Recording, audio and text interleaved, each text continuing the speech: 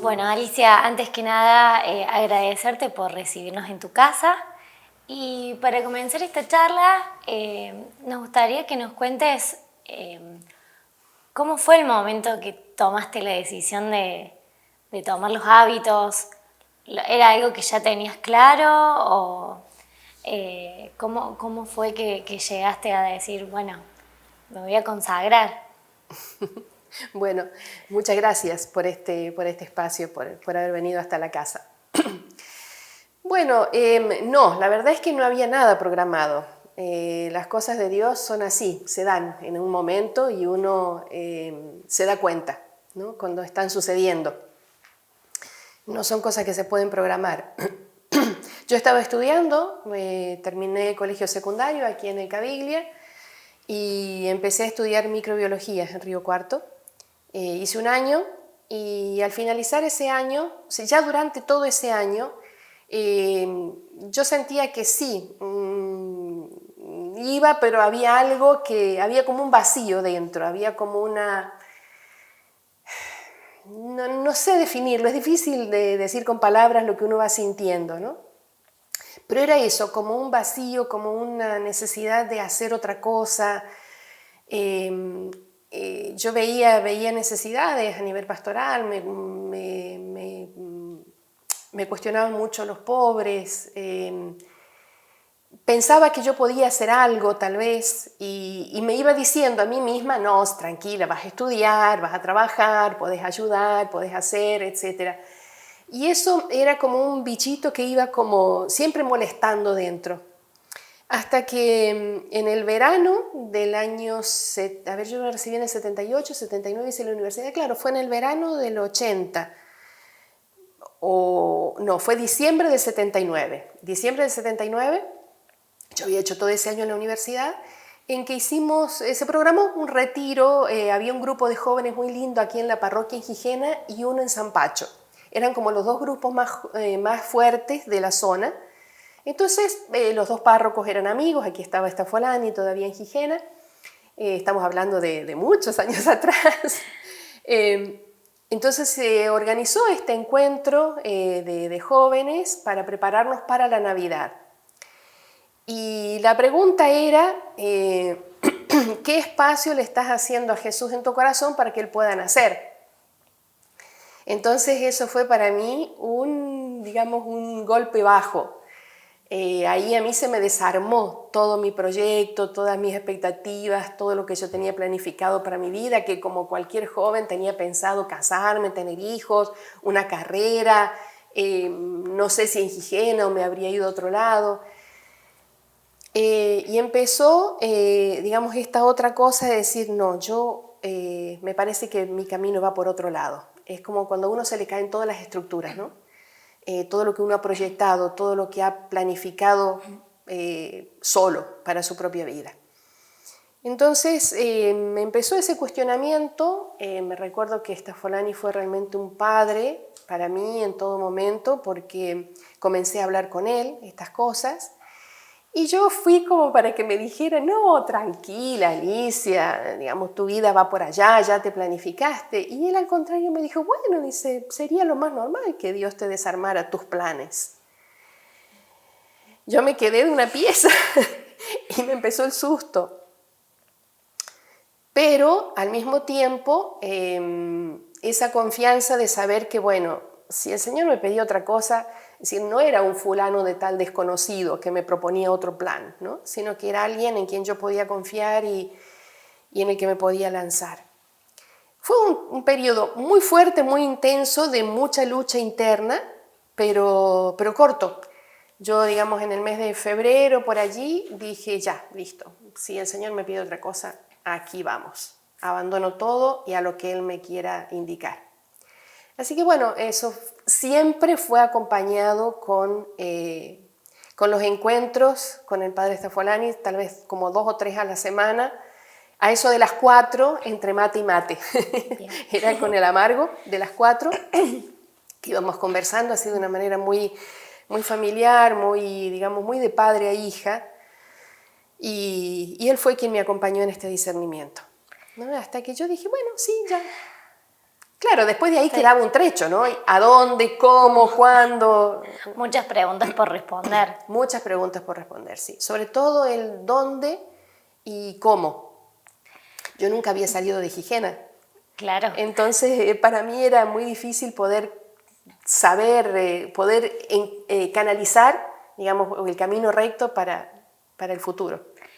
Esto que vos decís del llamado, que muchas veces uno escucha hablar de eso y dice, pero ¿cómo será? ¿Será muy claro? Empiezan diferentes cosas a llevar a que uno se empiece a preguntar. Y qué importante haber tenido acompañamiento, porque es muy distinto cuando o no lo compartís o no indagas más y te encerras en eso y no sabes cómo llegar a una solución, una respuesta. Sí, sí, digamos, no es fácil, digamos, no es lo más descontado, lo más fácil, menos con todo el ruido que hoy hay alrededor, ¿no? Digamos, los medios, tantos instrumentos que antes, bueno, salíamos a la calle y ya no había nada que nos interrumpiera, pero ahora salimos mirando el celular a la calle, entonces es difícil hacer ese silencio interior. Muchos jóvenes tienen miedo al silencio, necesitan estar todo el tiempo con ruido. Entonces es muy difícil poder encontrar el lugar en donde uno es libre y feliz en medio de tanto ruido. Porque toda la propaganda te vende proyectos, te vende ideas, te vende ideologías, te vende miles de cosas, ¿no? Recursos, medios. Y todo eso interrumpe el silencio, el contacto con el alma, el contacto con el espíritu. La persona humana no es puro cuerpo. No habría ninguna diferencia con los animales del campo. Nosotros tenemos espíritu, tenemos alma. Entonces somos felices y somos libres en la medida en que entramos en contacto con nuestra interioridad, con nuestra alma, con lo que somos realmente por dentro. Hubieron dos signos que digamos que para mí fueron muy claros, que yo los descubrí, digamos, con ayuda. Este es un proceso en que es muy difícil hacerlo solo, muy difícil, yo diría que prácticamente imposible, al menos para la mayoría de las personas. Para mí hubieron dos signos. Uno era esa inquietud dentro de que yo aspiraba a algo más, deseaba algo más, había como una especie, no puedo decir angustia, pero sí una cosa interior que no me dejaba tranquila. Y la otra cosa es cuando yo abandoné mi proyecto, dije, bueno, ya, si el Señor me llama, confío y me abandono, una paz inmensa, una serenidad, una tranquilidad que a mí se me podía caer el mundo, pero había un cierto temor, como lo dije antes, ¿no? Un poco de susto para ver a dónde, cómo, cuándo, pero interiormente una paz enorme. Y ese para mí fue el signo más claro de que por ahí iba el camino, ¿no? Entonces hay como signos, Dios no nos abandona así, digamos, bueno, yo te estoy llamando y a ver si sos inteligente y descubrís la llamada, ¿no?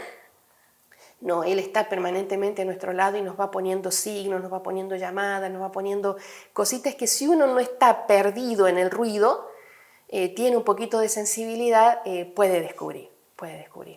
Que yo creo que es la misma cosa que uno puede descubrir cuando uno se enamora y descubrís, esta sí es la persona con la cual yo podría compartir toda mi vida, ¿no? Me parece que va por ahí, es cuestión de amor.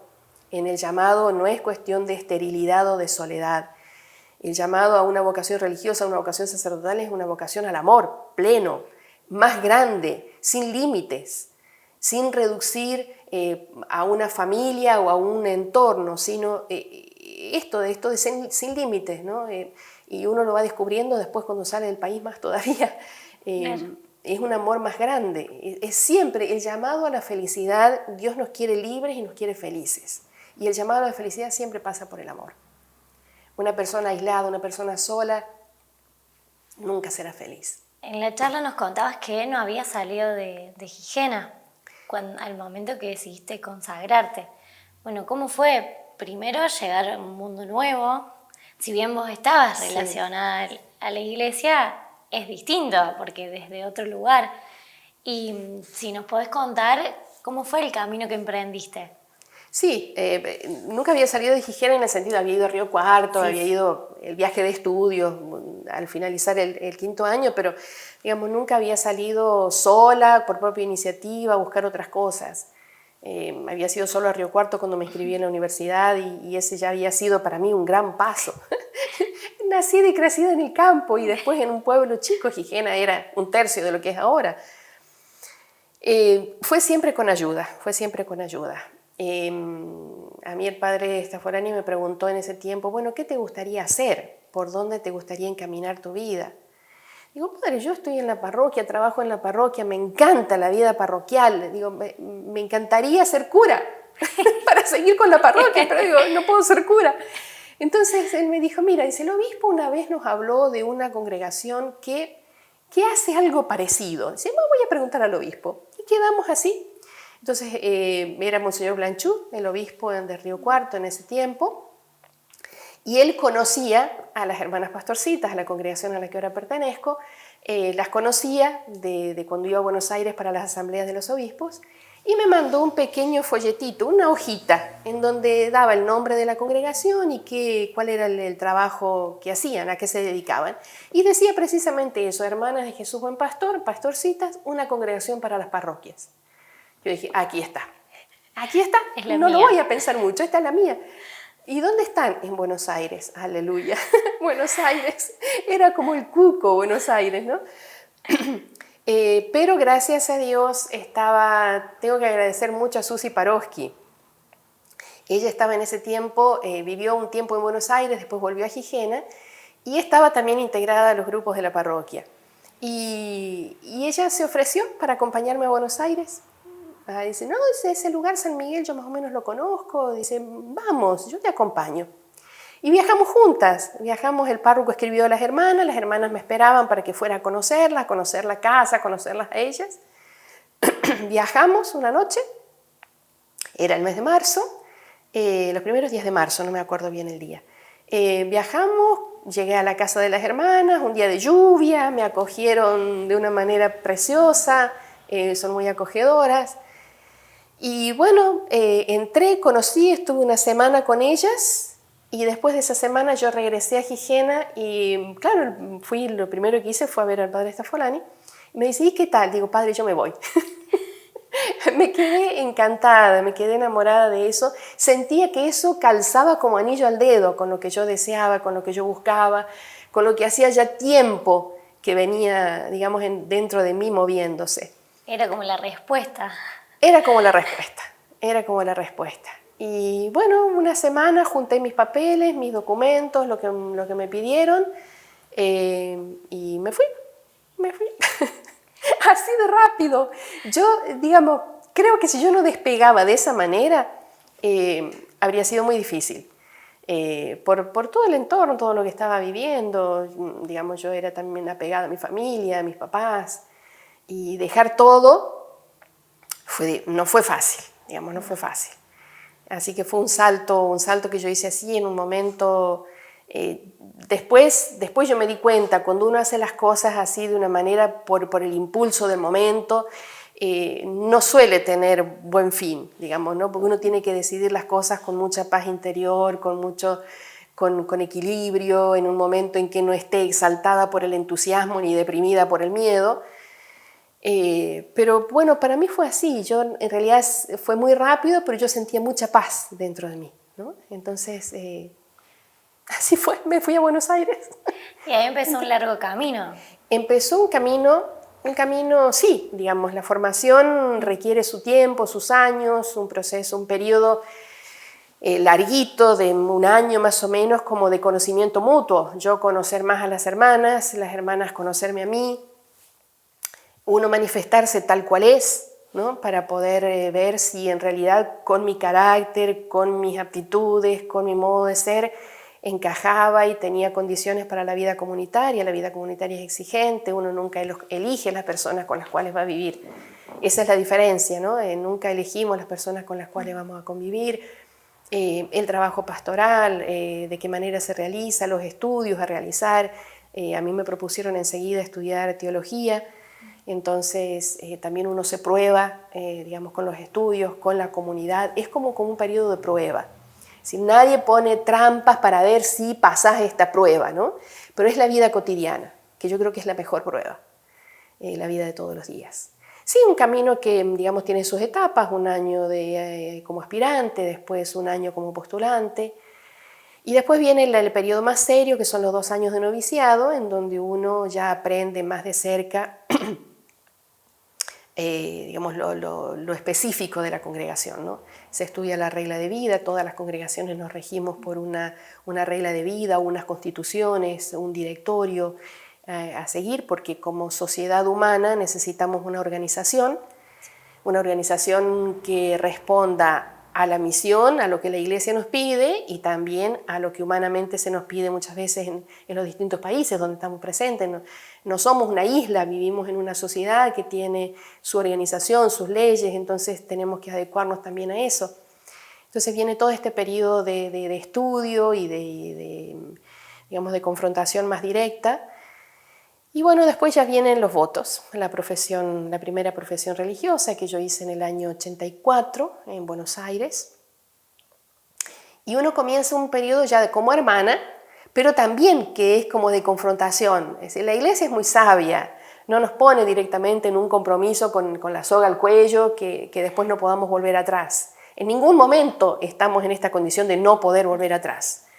Pero digamos, en la primera etapa hay 5 años en que hacemos los votos por un año y después se renuevan por otro año y así hasta los 5 años, ahí ya estamos en la cancha, ¿no? Los pingos se prueban en la cancha, está el refrán, ¿no? Ahí ya estamos en la cancha, confrontándonos directamente con la pastoral, con los sacerdotes, con la gente, digamos, con la congregación, asumiendo responsabilidades, asumiendo roles. Perdón. Sí, no hay problema. Y al término de esos 5 años está la opción, la segunda opción sería de hacer los votos ya de manera definitiva, ¿no? Los votos perpetuos, que se llama, que los hice acá en Gijena en el año 89, el 13 de mayo fue la primera profesión, lo hice el 30 de abril del año 89 aquí en Gijena. Y después, bueno,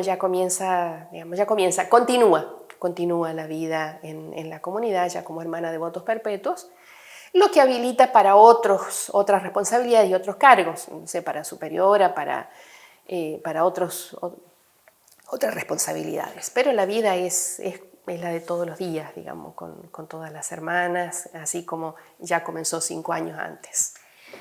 De todas las actividades que realizás o que realizaste en este camino, ¿cuál es la que más disfrutás o lo que más te gusta?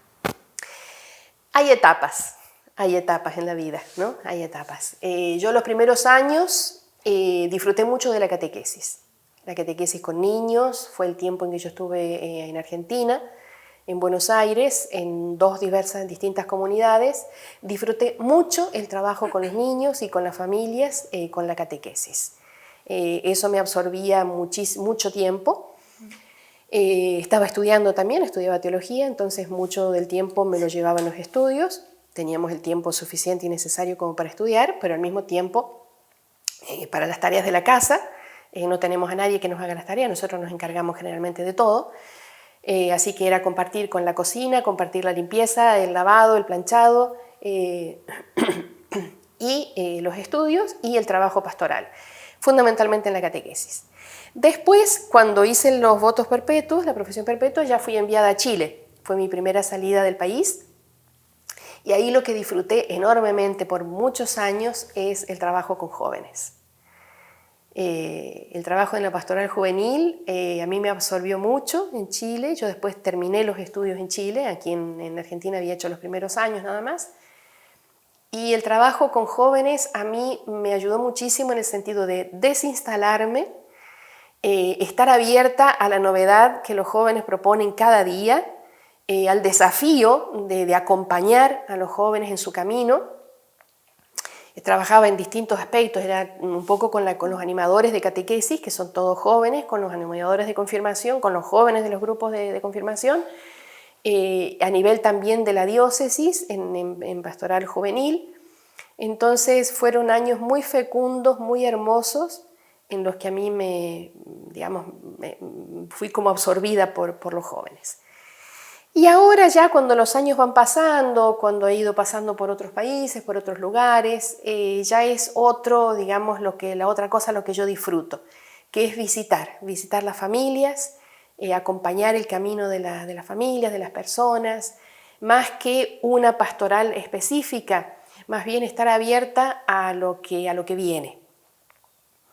Estar abierta a las personas que llegan a la casa con diferentes necesidades, a la escucha. Hay muchas personas que necesitan ser escuchadas. En medio de todo el ruido, en medio de todas las comunicaciones, en medio de todos los medios que tenemos hoy, hay una soledad muy fuerte en muchas personas, una soledad muy grande, que es un poco fruto de eso, de no tocar la interioridad con un poco de silencio. Hay muchos problemas en las familias, hay muchos problemas de trabajo, en los lugares de trabajo, entonces la gente necesita mucho orientación, escucha. Muchas veces las personas vienen y yo no digo nada, prácticamente nada, es solo escuchar y tener empatía con lo que la persona vive. Y dice, ay hermana, gracias porque ya tengo una luz nueva. Y yo no dije nada. Es la persona que al hablar, que al hacer contacto profundo consigo misma, encuentra el camino por donde andar, por donde encaminarse. Y eso es muy hermoso, eso es muy hermoso. A veces es simplemente estar para el otro. O estar. Me ha tocado de hacerme presente en espacios, digamos, sobre todo en personas que están en duelo, en momentos duros y difíciles de sufrimiento o visitando a un enfermo en una casa y pasar un rato con la familia en silencio, muchas veces en silencio. Al principio el silencio a veces incomoda, ¿no? Parece que uno tiene que decir algo, pero cuando se descubre que estando en silencio se puede también ser simplemente compañía, eso puede hacer mucho bien también. Y yo disfruto mucho eso. Bueno, vos nos contabas que siempre estuviste muy segura del llamado, disfrutaste mucho el proceso, estuviste acompañada, pero ¿alguna vez dudaste o pensaste en dejar los hábitos por un segundo? Sí. Todo camino serio tiene sus crisis. Y crisis a veces muy profundas, muy fuertes. Yo he tenido 2 momentos en el proceso, en todo este tiempo, en que hubieron dudas muy serias, muy serias. Incluso en una ocasión yo pedí un permiso a la congregación para alejarme de la vida comunitaria durante unos meses, para poder confrontarme, para poder mirar adentro.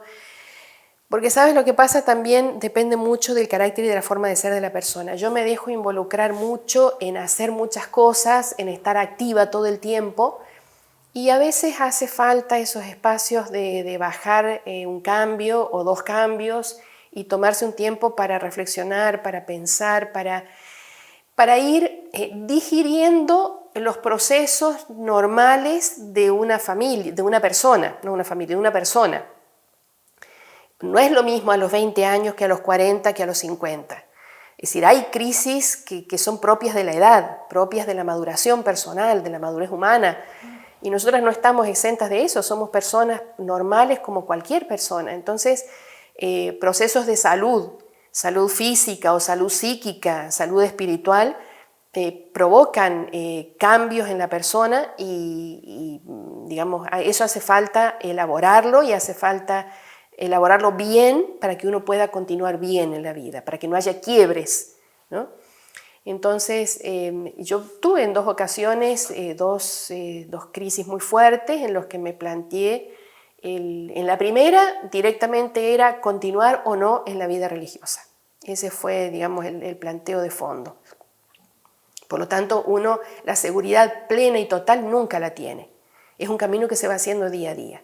Y en la medida en que uno se entrega y en la medida en que uno renuncia a los propios planes y proyectos para abrazar los proyectos de Dios, que son siempre proyectos de felicidad, proyectos de plenitud, proyectos de integralidad en la persona.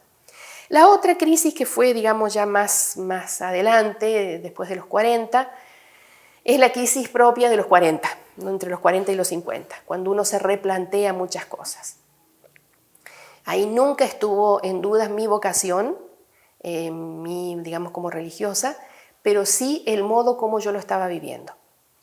Ya me hizo falta un parate fuerte para poder rearmar mi vida, rearmar mi proyecto. Entonces de ahí fue que yo me convencí realmente que no puedo ser una activista, sino más bien estar a disponibilidad de lo que se me vaya pidiendo, que no es estar sin hacer nada, ¿no?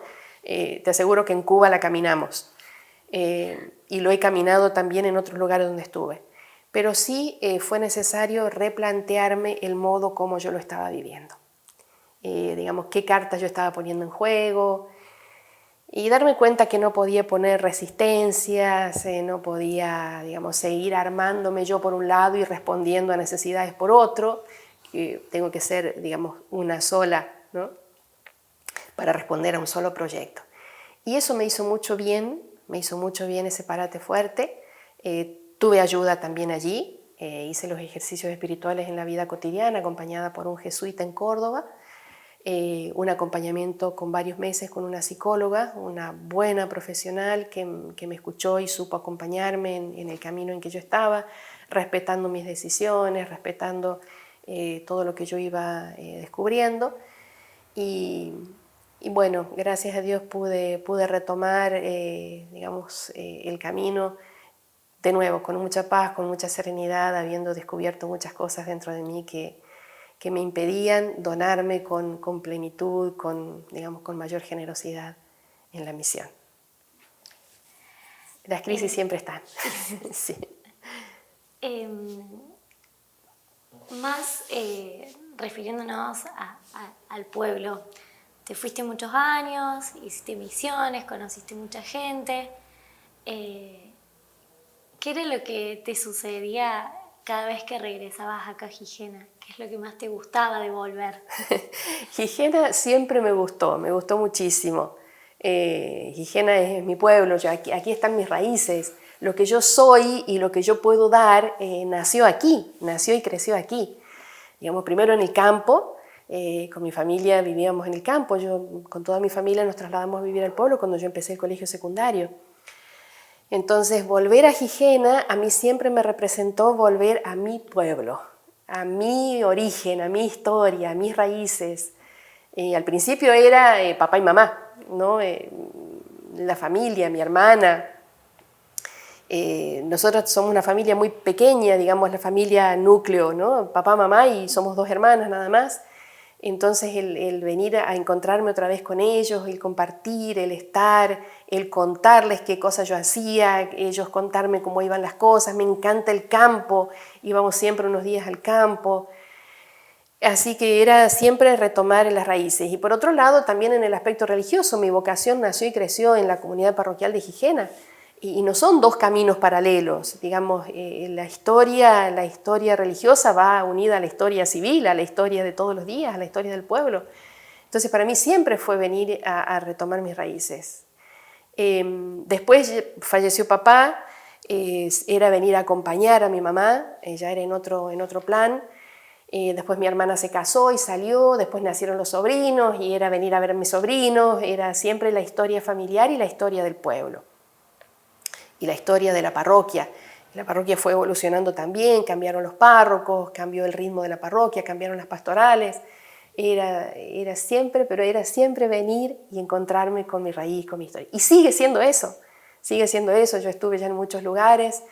Ahora incluso después del fallecimiento de mamá, el venir a esta casa, el venir a Gijena, el venir y estar con la gente, es siempre lo mismo, ¿no? Es recuperar parte de mi identidad que nunca se pierde, pero siempre se queda así un poquito medio abajo, digamos, cubierta por las actividades, por los lugares, por los ambientes por donde voy pasando.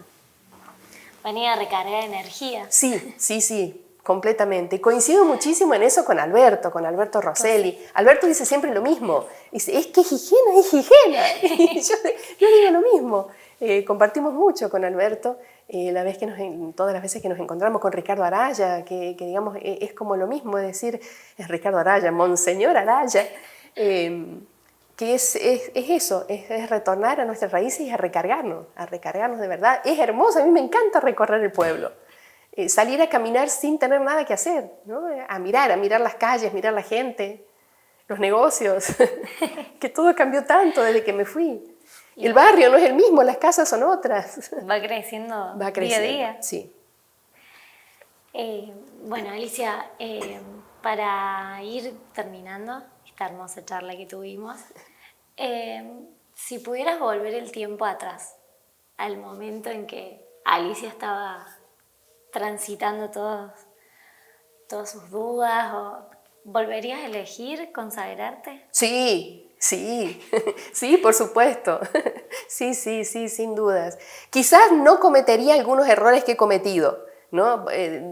Uno quizás tendría la visión de decir, bueno, por aquí no me meto porque no me va bien, ¿no? Yo me acuerdo patentísimo que Monseñor Blanchú, él un día hablando de él, de su persona, de su testimonio en un campamento en Alpacorral, un campamento de jóvenes en Alpacorral, en aquellos años gloriosos de Alpacorral, él nos dijo eso.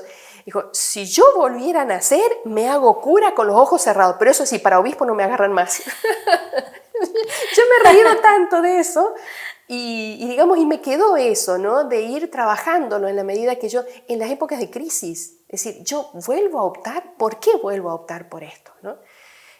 Yo volvería a optar por la vida religiosa.